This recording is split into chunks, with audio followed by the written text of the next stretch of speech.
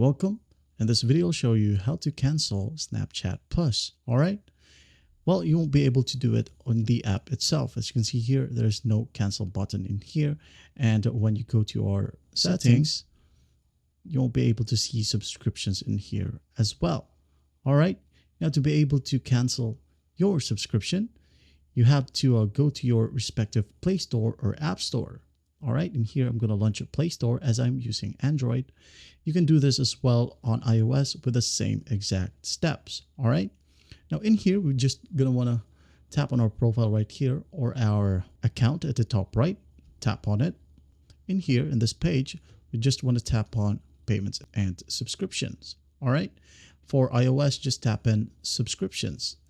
Once done, you'll be landed to this page. Just go ahead and tap on subscriptions. Now in here, you'll see a list of subscriptions that you're currently subscribed.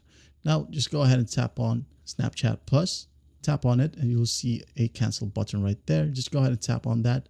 And once done, it will no longer charge you until your current subscription is over. And that's basically how you do it. Well, I hope this video helps, and I'll see you in the next one.